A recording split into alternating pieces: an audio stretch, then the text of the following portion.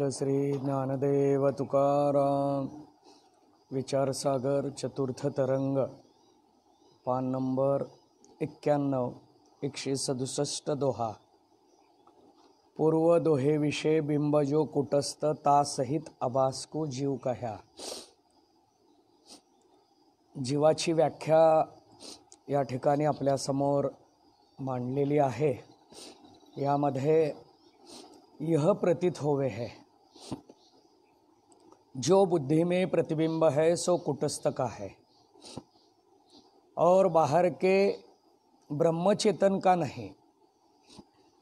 आता बुद्धीमध्ये जे प्रतिबिंब आहे या प्रतिबिंबाचं अधिष्ठान स्वीकारत असताना किंवा बिंब स्वीकारत असताना बुद्धीमध्ये जे प्रतिबिंब आहे हे ब्रह्माचं आहे का कुटस्थाचं आहे असा विचार या ठिकाणी मांडलेला आहे। शेवटी कुटस्थ आणि ब्रह्म एकच आहे। कुटस्थ म्हणजे आत्मा, ब्रह्म म्हणजे आत्मा, कुटस्थ म्हणजे चेतन, ब्रह्म म्हणजे चेतन। तरी सुद्धा बुद्धीमध्ये पडलेले जे प्रतिबिंब आहे ते ब्रह्माचं प्रतिबिंब असं न म्हणता कुटस्थाचं प्रतिबिंब असं म्हटलं जातं। काहे ते जाका प्रतिबिंब होवे सो बिंब कहिये है। ज्याचं प्रतिबिंब आहे त्याला बिंब असं म्हणतात। सो कुटस्थकू बिंब कह्या याते ताका प्रतिबिंब है यह प्रतीति होवे है सो या दोहे से प्रतिपादन करे है। आत्ता वर सांगितलेल्या दोह्यामध्ये हे प्रतिपादन केलेलं आहे की कुटस्थ हे बिंब आहे आणि त्या कुटस्थ रूपी बिंबाचं प्रतिबिंब बुद्धीमध्ये पडलेलं आहे। ते प्रतिबिंब बुद्धी आणि कुटस्थ या तिन्हीला मिळून जीव असं संबोधलं गेलं। जीव ही व्याख्या फक्त प्रतिबिंबाची नाही।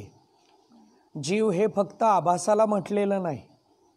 जीव हे केवळ उपाधीला म्हटलेलं नाही, तर उपाधी सहित प्रतिबिंब आणि अधिष्ठान याला जीव असं संबोधलं गेलेलं आहे। जैसे बड़े लाल पुष्प के ऊपरी जो धर्या सफेद स्फटिक है ताके विषय फूल के लाली की दमक होवे है सो लाल फूल का प्रतिबिंब है। एखादं लाल फूल आहे आणि त्या लाल फुलाजवळ स्फटिक आहे, त्या लाल फुलाच्या वर किंवा जवळ स्फटिक आहे। त्या स्फटिकामध्ये लाल फूल दिसायला लागलं, भासायला लागलं, त्याचं प्रतिबिंब त्यामध्ये पडलं। म्हणून जे प्रतिबिंब आहे त्या प्रतिबिंबाचं बिंब काय आहे, तर हे प्रतिबिंब ज्याचे ते बिंब म्हणजे लाल फूल आहे। तसं इथं कुटस्थ हे बिंब आहे आणि त्या कुटस्थाचं प्रतिबिंब पडलं। त्या प्रतिबिंबासहित कुटस्थ उपाधीने युक्त जो तो जीव। जीवाची व्याख्या चालू आहे तैसे कुटस्थ के आश्रयित जो बुद्धी, कुटस्थाच्या आश्रयानं जी राहते ती बुद्धी, ताके विषय कुटस्थ के प्रकाश की दमक होवे है। आता कुटस्थाचा प्रकाश त्या बुद्धीच्या ठिकाणी, प्रकाश शब्दाचा अर्थ इथं उजेड न घेता ऊर्जा असा घ्यायचा। प्रकाश म्हणजे ऊर्जा, कुटस्थाची ऊर्जा। जैसे स्फटिक अत्यंत उज्ज्वल है, स्फटिक काय है, उज्ज्वल है, तैसे बुद्धि भी अत्यंत शुद्ध है। बुद्धि सुद्धा काय है, अत्यंत शुद्ध आहे। काहे ते बुद्धि सत्वगुण का कार्य है, या ते कुटस्थ की दमक का नाम प्रतिबिंब है। आता इथं बुद्धीचा विचार मांडला। बुद्धीला शुद्ध का मानलं तर ती सत्वगुणापासून निर्माण झाली। म्हणून ज्ञानोबराय सांगतात बुद्धीचे वैभव अन्य नाही दुजे एका केशिराजे सकळ सिद्धी। बुद्धीसारखं वैभव नाही, बुद्धीसारखा अवयव नाही। बुद्धी ही सत्वगुणाचं कार्य आहे आणि त्यामध्येच प्रतिबिंब पडतं।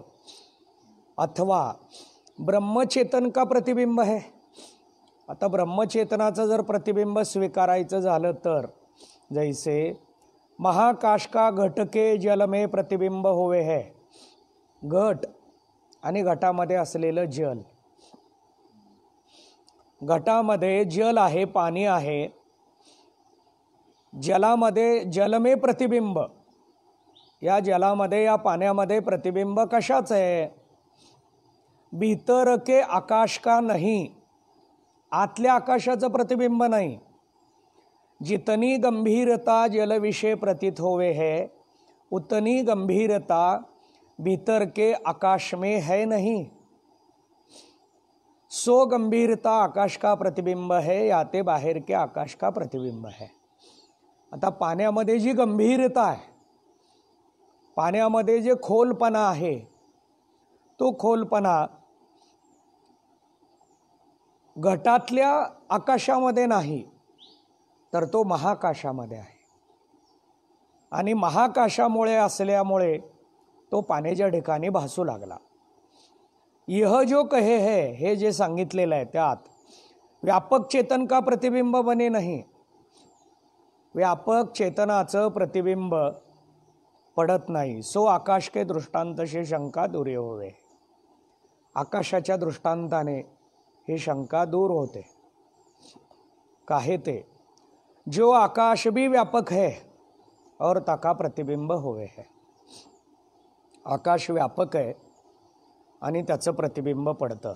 तैसे व्यापक चेतन भी प्रतिबिंब बने है. आकाश व्यापक आहे म्हणून त्याला महाकाश म्हटलं आणि त्या महाकाशाचं प्रतिबिंब जलामध्ये स्वीकारलं. तसं व्यापक चेतन त्याला ब्रह्म म्हटलं आणि ब्रह्माचं प्रतिबिंब त्या अनुषंगानं मांडलं गेलं. जो कहे है अरूप वाले पदार्थ का अरूप वाले पदार्थ में प्रतिबिंब होवे, सो भी नियम नहीं है. एखाद्याला रूप आहे आणि त्याचं प्रतिबिंब रूपवान पदार्थातच पडतं असा नियम नाही. प्रतिबिंब पडण्यासाठी त्याला रूप असावं लागतंच असा नियम नाही, असा इथं विचार सांगितलेला आहे. काहे ते? रूपरहित शब्द का, शब्दाला रूप आहे का? शब्दाला ध्वनी आहे, रूप नाही. रूपरहित आकाश में प्रतिबिंब होवे है. रूपरहित शब्दाचा रूपरहित आकाशाच्या ठिकाणी प्रतिबिंब पडतं. यह पूर्व कही आये याते चेतन का प्रतिबिंब बने है. म्हणून चेतनाचं प्रतिबिंब त्यामध्ये स्वीकारलं जातं. इस रीति से, अशा पद्धतीने बुद्धि में आभास और बुद्धि का अधिष्ठान चेतन दोनों का नाम जीव है यह कया. या सगळ्याला मिळून जीव असं म्हटलेलं आहे. यातून थोडक्यात हे सांगायचं आहे की फक्त प्रतिबिंबाला जीव मानू नका. अधिष्ठान उपाधी प्रतिबिंब या तिन्हीला मिळून जीव असं म्हणा. सो जीव त्वम पद का वाच्य कही है. तो जीव म्हणजे नेमका कोण? तर त्वम पदाचा काय आहे? तो वाच्य आहे. ताके विषय त्याच्या ठिकाणी चिदाभासका त्याग करिके. आता त्याच्या ठिकाणी चिदाभासाचा त्याग करून केवळ जो कुटस्थ है, केवळ कुटस्थ आहे, सो त्वम पद का लक्ष्य कही आहे. त्याला त्वम पदाचं लक्ष मानावं लागेल. आता इथं दोन आहे, आकडा 1 आणि आकडा 2. एकामध्ये वाच्यार्थ आहे आणि एकामध्ये लक्षार्थ है. अहम शब्द का वाच्य भी जीव है. मी, अहम, मीचा सुद्धा वाच्यार्थ जीव असा घेतला जातो. केवळ कुटस्थ अहम शब्द का लक्ष्य है. अहमचा वाच्य जीव, अहमचा लक्ष्य कुटस्थ. म्हणजे लक्षार्थ आणि वाच्यार्थ या दोन्हीचं सुद्धा स्पष्टीकरण या ठिकाणी दिलेलं आहे.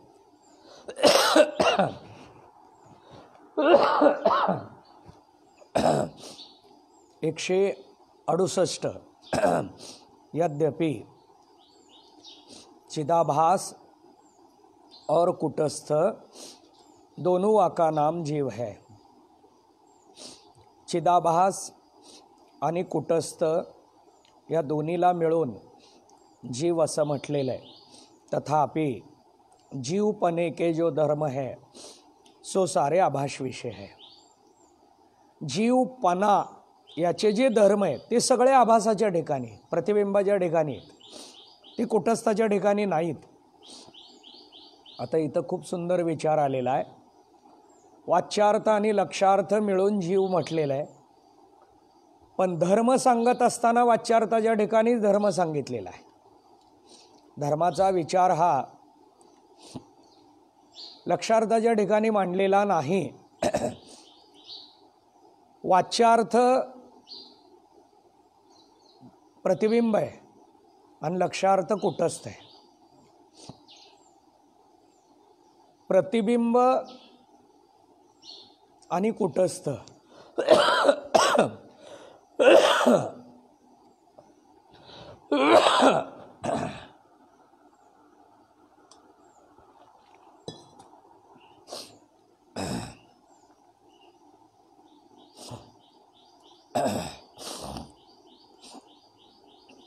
आपण जीव पदाची व्याख्या पाहताना जीव पदामध्ये 3 स्वीकारले जातात.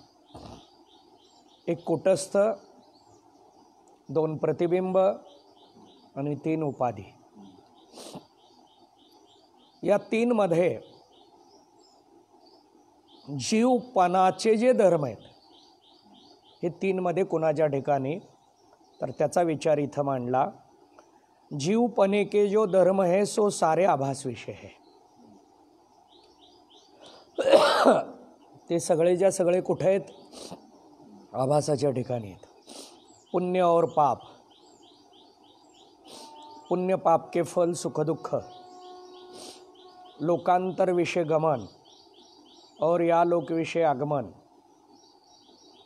इसते आदि लेके सारे आभास सहित बुद्धि करे है और कुटस्थ नहीं करे है. कुटस्थ विषय केवल भ्रांति से प्रतीति हो है.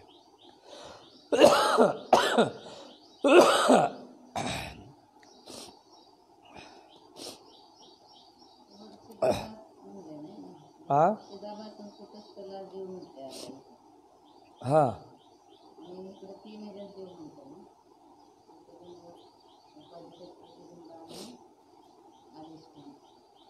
चिदाभास कुटस्थ दोनों का नाम जीव. मग तिथं आपण बुद्धी घ्यायची.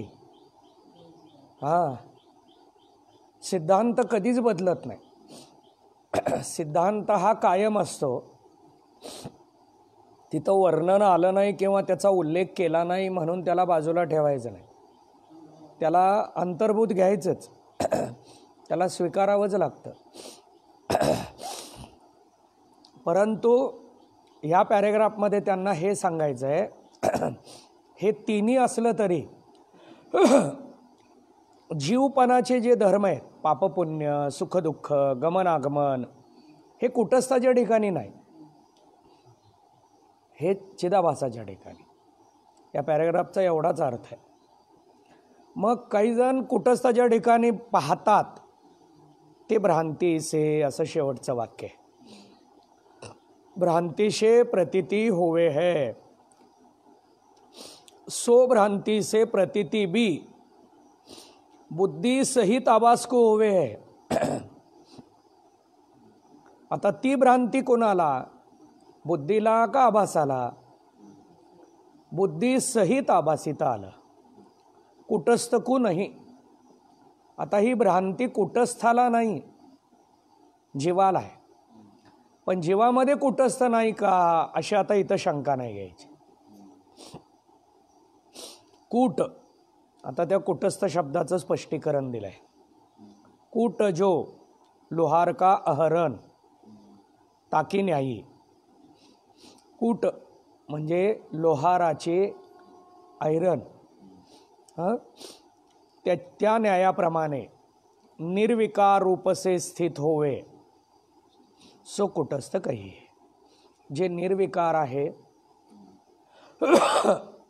त्याला कुटस्थ म्हटलं.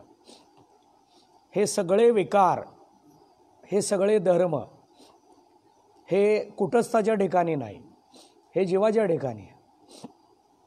म्हणून मी कीर्तनामध्ये बऱ्याच वेळा विचारतो, सुख इंद्रियाला का मनाला? सुख इंद्रियाला, मनाला का जीवाला? तर जीवाला. सुख दुःख, जीवपणा, पापपुण्य, गमनागमन हे सगळंच्या सगळं जीवाच्या ठिकाणी भ्रांतीमुळं भासायला लागतं. अथवा कूट कहिए मिथ्या, जो बुद्धि और चिदाभास ताके विषय असंग रूप से स्थित होवे सो कुटस्थ कहिए. आणखीन एक वेगळी व्याख्या कुटस्थाची इथं मांडली. बुद्धीच्या ठिकाणी, मिथ्या बुद्धीच्या ठिकाणी असंग रूपाने जो स्थित आहे त्याला कुटस्थ म्हणतात. कुटस्थ पदाचा विचार मांडत असताना इथं चिंतन आलेलं आहे. याते कुटस्थ विषय भ्रांति अधिक बने नहीं किंतु चिदाभास में बने. भ्रांती वगैरे हे कुटस्थाच्या ठिकाणी नाही, हे चिदाभासाच्या ठिकाणी. भ्रम असेल, भ्रांती असेल, अध्यास असेल, अज्ञान असेल, हे सगळं कुठं आहे? तर ते चिदाभासाच्या ठिकाणी आहे, कुटस्थाच्या ठिकाणी नाही. अत्यंत विचार से देखी येतो, विवेकपूर्वक पाहिल्यानंतर. पुण्य पाप सुख दुख लोकांतर में गमन और आगमन केवल बुद्धि में है, आभास में भी नहीं, बुद्धि के संयोग से आभास में है. आणखीन थोडं सूक्ष्म केलं त्याला. आता हे सगळंच्या सगळं बुद्धीच्या ठिकाणी आहे का चिदाभासाच्या ठिकाणी आहे, असा विचार मांडायला सुरुवात केल्यानंतर हे चिदाभासाच्या ठिकाणी सुद्धा नाही, बुद्धीच्या ठिकाणी म्हणायले. आता काही जण यात शंका विचारतील, विहिरीचं पाणी कारल्यालाही आहे, मिरचीला सुद्धा आहे, मग मिरचीतलं पाणी कसं लागतं पुढं? तिखट. आणि कारल्याचं मग पाणी कडू आहे का तिखट आहे? उपाधी जशी बुद्धिरूपी उपाधित हे सगळं. आभासाला सुद्धा नाही, पण आभास हे तादात्म्याने युक्त आहे, म्हणून याचे सगळे परिणाम आभासाला स्वीकारावे लागतात. मी जन्मतो, मी मरतो, मी पाप केलं, मी पुण्य केलं, मी गेलो, मी आलो, हे सगळंच्या सगळं मी हा धारण करतो. मी करत असल्यामुळे त्याला ते भोगावं लागतं. महाराजांचं याच्यासाठी एक प्रमाण आहे, नाही त्याची घेता शिरी होईल दुरी निज पंथ. जे शिरी नव्हतं, डोक्यावर नव्हतं, ते घेतलं, नाही त्याची घेता शिरी होईल दुरी निज पंथ. त्यामुळे निज स्वरूप बाजूला होतं, स्वरूपापासून आपण बाजूला जातो. याला कारण काय? जे आपलं नाही त्याला आपलं समजायला लागलं भ्रांतीमुळं. बुद्धीचे धर्म यानं आपल्या डोक्यावर घेतले, म्हणून जन्म मरण यालाच चालू झालं. चिदाभासाला जैसे जल सहित जो घट है सो टेढ़ा होवे है और सीधा होवे है और जावे आवे है और ताके संबंध से व्याम का व्योम का आभास संपूर्ण क्रिया करे है और स्वतंत्र कछु भी नहीं करे है. आता पाण्याने भरलेला जो घट आहे तो काय करतो? कधी कधी सरळ राहतो, कधी थोडा वाकडा होतो. हे सगळंच्या सगळं पाण्यामुळं व्हायला लागलं. त्याचा जो आकार आहे तो व्योमका आभास संपूर्ण क्रिया करे, त्या उपाधीच्या ठिकाणी असलेला जो आभास आहे ती सगळी क्रिया त्याच्या ठिकाणी भासायला लागली. तैसे काम कर्म रूपी जल से भऱ्या जो बुद्धिरूपी घट आहे, सगळे जे विकार आहेत हे बुद्धीत आहेत. विकार कुठे आहेत? बुद्धीत आहेत. या विकाररूपी पाण्यानं भरलेली बुद्धी पुण्य से आदि लेके संपूर्ण विकारधारे, हे सगळे विकार तिच्या ठिकाणी आहेत. और ताके संबंधचे चिदाभास धारे आहे. बुद्धीचा संबंध आल्यामुळे ते माझेच असं चिदाभासाला वाटायला लागलं. और कुटस्थ सर्व विकार से रहित है. कुटस्थ काय आहे? सगळ्या विकारापासून रहित आहे, वेगळा आहे.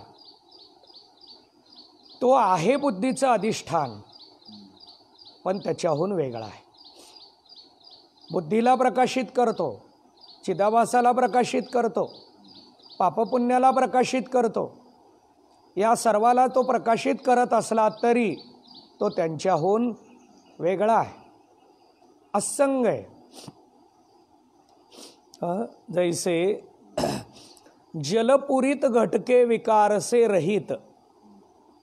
जलपुरीत घट म्हणजे जलाने भरलेला घट, विकार से रहित आहे. विकार से रहित म्हणजे विकार आहे. घटाकाश है ताकी नाही कुटस्थ कुजान. घटाकाशाप्रमाणेच विकार रहित. याते जीवपणे धर्म चिदाभास में है. जीवपणाचे सगळे धर्म कुठे आहेत? चिदाभासाच्या ठिकाणी. तथापि कुटस्थ में अज्ञान से प्रतीती होवे.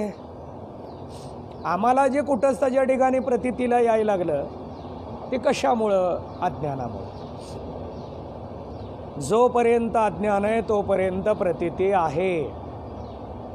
याते बुद्धि के विषय, बुद्धीच्या ठिकाणी कुटस्थ सहित जो चिदाभास सो जीव काही आहे. आम्हाला प्रतीतीला येतं ते कुटस्था सहित येतं. कुटस्थ बुद्धी चिदाभास मिळून, या सगळ्याला मिळून जीव म्हणा. याला जीव असं संबोधलं गेलं. आता या 2 पानांमध्ये फक्त जीव सांगितला आहे. आणि जीव सांगत असताना जी जी शंका येईल ती बाजूला काढण्याचा फक्त प्रयत्न केला आहे. यात एवढंच आहे, उपाधी सहित कुटस्थ आणि प्रतिबिंब याला जीव म्हणा. चला 170 180. हाँ चला. जैसे लोह की कढ़ाई में, लोखंडाची कढई आहे, तपाया जो तैल, तैल लोखंडाची कढई आहे आणि त्यामध्ये तेल गरम केलेलं आहे. तामे आकाश का प्रतिबिंब होवे. त्यात आकाशाचं काय आहे? प्रतिबिंब आहे. वह अग्नि का ताप तैल को ही है. आता तेल गरम आहे म्हणून प्रतिबिंब गरम झालं का? प्रतिबिंब गरम झालं नाही. प्रतिबिंब नाही का? प्रतिबिंब आहे. गरम झालं का?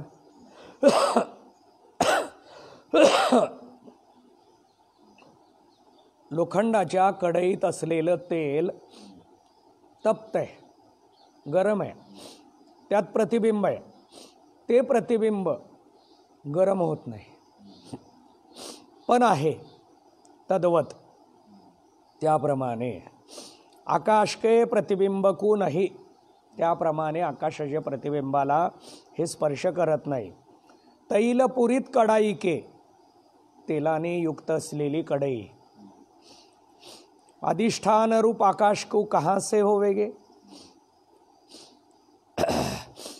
आता तेलानं युक्त असलेली कढई, त्यात पडलेलं प्रतिबिंब, त्याचं अधिष्ठान आकाश आहे, पण ते त्याला स्पर्श करू शकत नाही तैसे पुण्य पापादी रूप जो संसार है, आता इथं पुण्य पाप वगैरे काय म्हटलंय, संसार, सो केवल बुद्धी में है.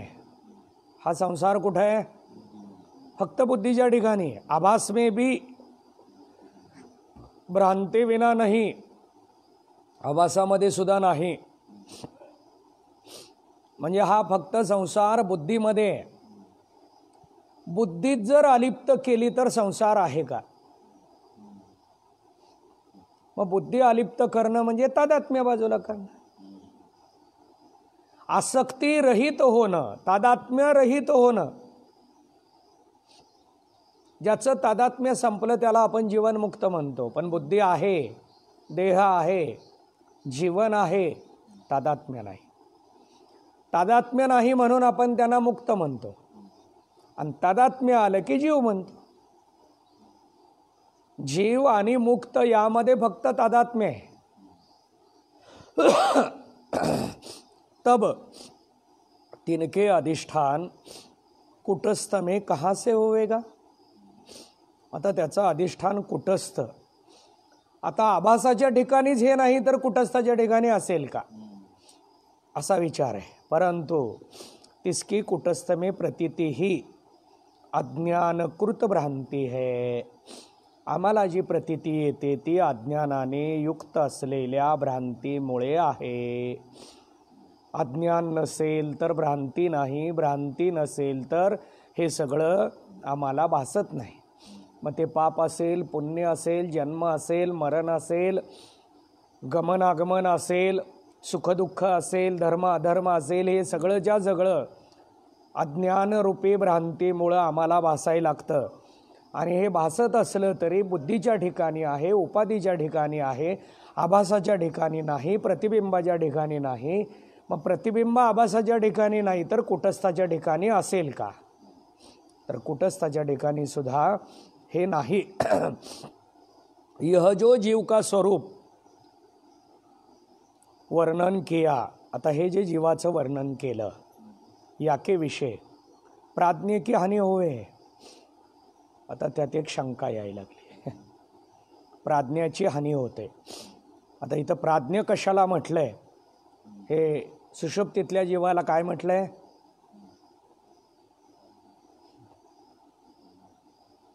विचार चंद्रोदय, 3 अवस्था, जागृती, स्वप्न, सुषुप्ती. जागृतीतल्या जीवाला विश्व, स्वप्नातल्या जीवाला तेजस, आणि सुषुप्तीतल्या जीवाला प्राज्ञ म्हटलंय. बघा, जो सुषुप्ती के अभिमानी जीव का नाम प्राज्ञ है. सुषुप्तीमध्ये जीव आहे त्याला काय म्हटलंय, प्राज्ञ. ता सुषुप्तीविषयी बुद्धी का अभाव होवे. आता एक शंका आली, तुम्ही जर हे सगळं बुद्धीच्या ठिकाणी मानायला लागलात तर सुषुप्तीत बुद्धीच नाही, इंद्रिय लयाला जातं. मग तिथं याची संगती काय. हे वर जे वर्णन आलंय त्याला सुषुप्तीची शंका आली, सुषुप्तीची शंका मांडली गेली. याते बुद्धी में आभास भी बने नहीं, बुद्धीच्या ठिकाणी सुद्धा आभास मानू नका. याते प्राज्ञ के स्वरूप का प्रतिपादक जो शास्त्र है ताका विरोध होवेगा. शास्त्रानं जीवाला सुषुप्तीत प्राज्ञ म्हटलं त्याचा विरोध होईल, कारण सुषुप्तीत बुद्धीच नाही आणि तुम्ही हे सगळे धर्म बुद्धीचे म्हणून वर्णन केलं. याची संगती काय. इस कारण ते जीव का स्वरूप और प्रतिपादन करे. आता त्याचं स्वरूप, त्याचं वर्णन या ठिकाणी आपल्या समोर आलेलं आहे. आता ते चिंतन आपल्याला पाहायचं आहे, पण ते आपण नंतरच्या पाठाला बघूया. पुंडलिक वरदा हरी विठ्ठल, श्री ज्ञानदेव तुकाराम.